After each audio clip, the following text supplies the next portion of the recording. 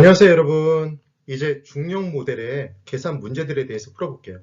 레일리의 소멸인력 법칙 그리고 허프의 확률 모델 푸는 방법을 설명을 드릴 겁니다. 정확히 따라해 보시면 정말 쉬워요. 1번, A도시와 B도시 사이에 위치하고 있는 C도시는 A도시로부터 5km 거리를 준다고 그랬죠. B도시로부터 10km 떨어져 있대요. 킬로미터 기억하실 필요 없어요. 5, 10 동그라미 치고 문제 푸는 거예요. A도시의 인구는 5만 명이고 B도시의 인구 10만 명. 인구수를 줬다는 건 크기를 준 거죠. 그때 C도시의 인구가 3만 명이래요. 그때 레일리의 소매 인력 법칙을 적용할 경우에 C도시에서 A도시와 B도시로 구매 활동에 유인되는 인구 규모를 따져보래요. 얘를 구하는 겁니다. 그럼 이때 각각 얼마씩 배분되는지만 알면 되잖아요. 나눠지는지만. 그럼 A도시의 유인력을 따져보는 거예요. 인력을. 그럼 크기에 비례하고 거리의 제곱에 반비례였잖아요.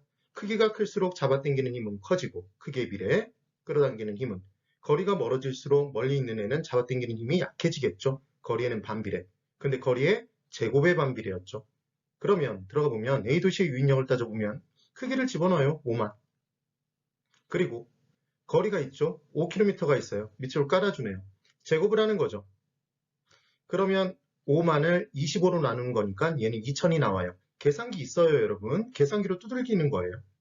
그 다음 B도시의 유인력을 따져요. 그럼 B도시는 지금 크기가 인구수가 10만 명이죠. 10만을 집어넣어요.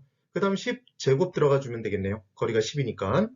그럼 10만을 100으로 나누면 얘는 1000만 남죠. 공 두 개가 지워지니까.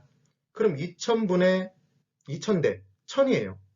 그럼 얘를 기억하는 방법은 몇 대 1인지를 따져보면 되잖아요. 얘를 따져보실 때 무조건 큰 숫자를 작은 숫자로 나눠주시면 돼요. 2000을 1000으로 나눴으니까 2대 1이겠죠. 그럼 결국은 전체를 3등분 내놓고 2를 주고 1을 주면 되는 거잖아요. 이걸 2로 나누면 안 되죠.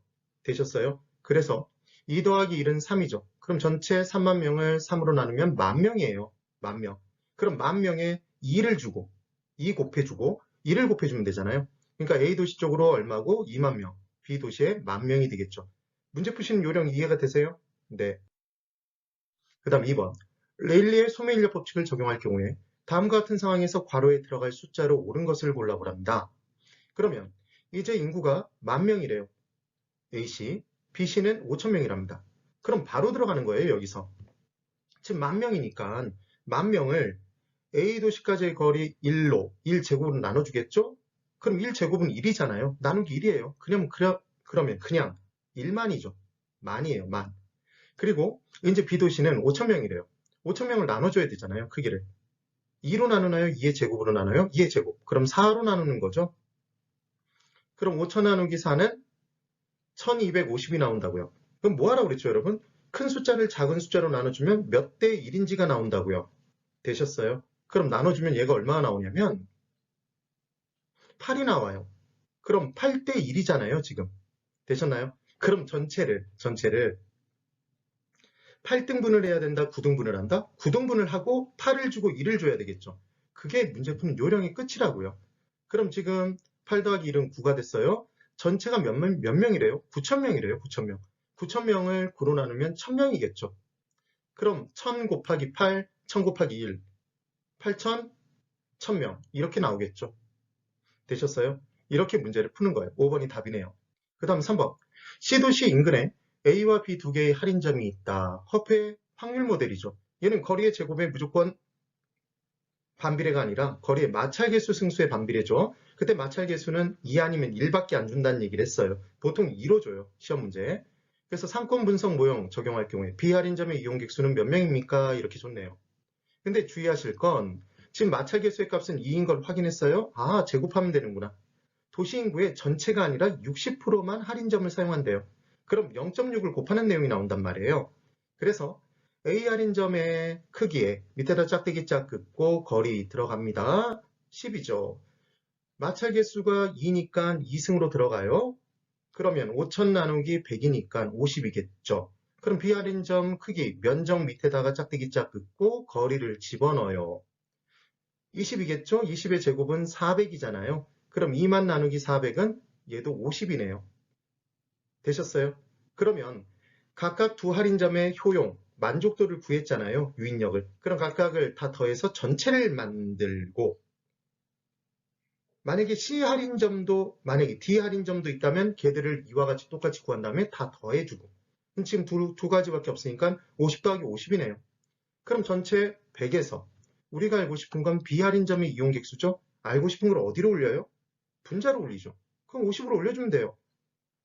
100분의 50이니까 50%잖아요, 여러분. 그러면 지금 도시 인구, C 도시 인구의 50%가 B 할인점을 가는데 그때 C 도시의 모든 사람들이 다 할인점을 이용하는 게 아니라 그 C 도시 인구의 60%만 할인점을 이용한다고 그랬잖아요. 그래서 이 문제의 포인트가 30만에다가 바로 50%를 곱하면 15만이 나오는데 다행히 이 문제에는 15만 명이 답이 없죠. 그러니까 지금 뭘 곱해야 돼요?